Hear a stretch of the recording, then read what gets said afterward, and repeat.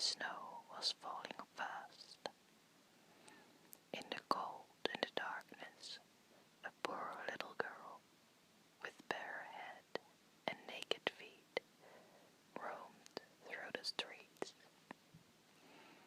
It is true, she had on a pair of slippers when she left home, but they were not of much use.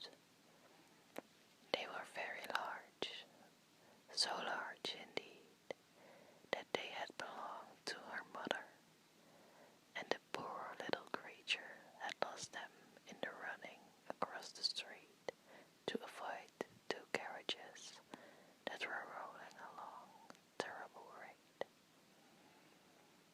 One of the slippers she could not find, and the boy seized upon the other and ran away with it, saying that he could use it as a cradle when he had children of his own.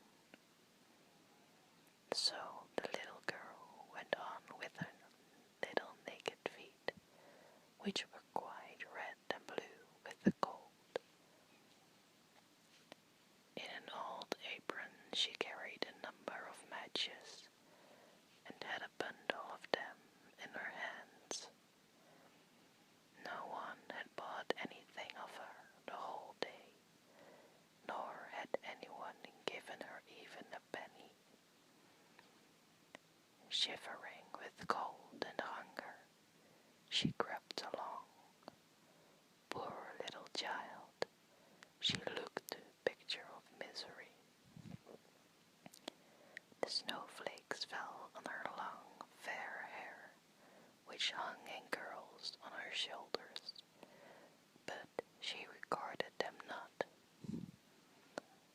Lights were shining from every window, and there was a savory smell of a roast goose, for it was New Year's Eve. Yes, she remembered that. In a corner between two houses, one of which projected beyond the other, she sank down and huddled herself together. She had drawn her little feet under her, but she could not keep off the cold, and she dared not to go home, for she had sold no matches, and could not take home even a penny of money. Her father would certainly beat her. Besides, it was almost as cold at home as they here, for they had only the roof to cover them, through which the wind howled. Although the largest holes had been stopped up with straws and rags, her little hands were almost frozen with the cold. Perhaps a burning match might be some good, if she could draw it from the bundle and strike it against the wall, just to warm her fingers. She drew one out. Scratch! How it sputtered as it burned. It gave a warm, bright light, like a little candle, as she held her hand over it. It was really a wonderful light. It seemed to the little girl that she was sitting by a large iron stove, with polished brass feet and brass ornament. How the fire burned, and seemed so beautifully warm that the child stretched out her feet as if to warm them. When lo, the flame of the match went out, the stove vanished, and she had only the remains of the half-burnt match in her hand.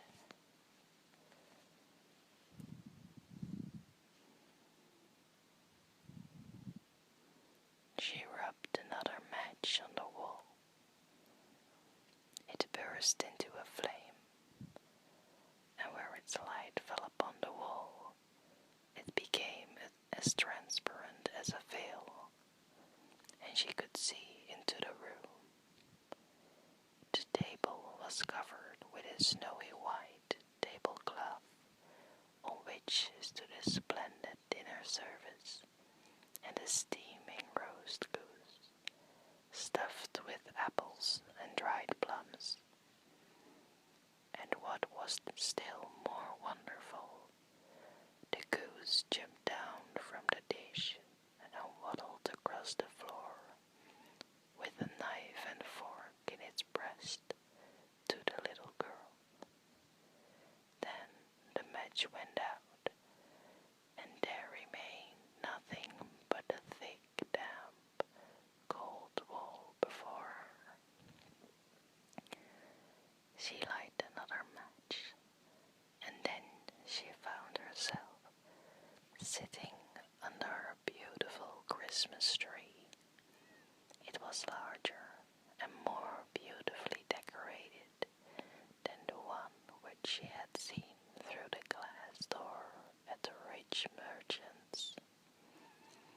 Thousands of tapers were burning upon the green branches, and colored pictures like those she had seen in the show windows looked down upon it all.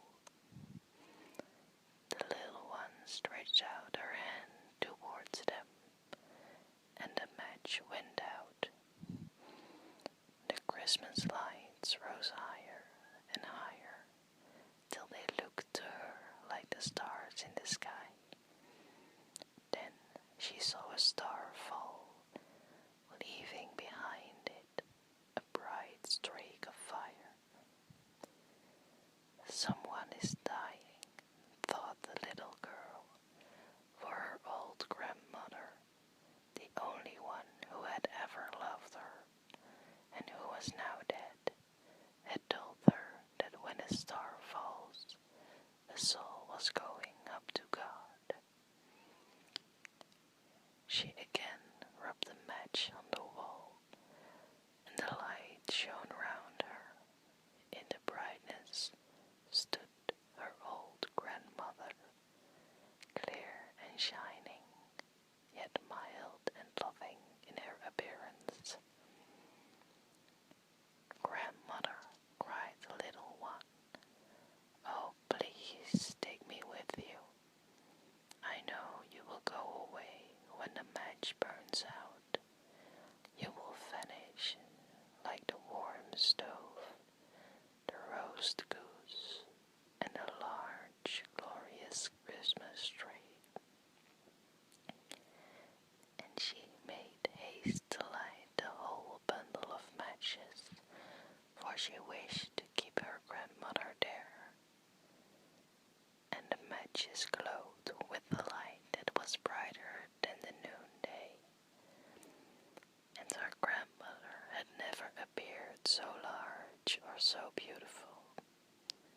She took the little girl in her arms, and they both flew upwards in brightness and joy, far above the earth, where there was neither cold nor hunger nor pain, for they were with God. In the dawn of morning there lay the poor little one, with pale cheeks and smiling mouth, leaning against the wall. She had been frozen to death on the last evening of the year, and the New Year's sun rose and shone upon the little corpse. The child still sat, in the stiffness of death, holding the matches in her hand, one bundle of which was burned. She tried to keep herself warm, said some. No one imagined what beautiful things she had seen, nor into what glory she had entered.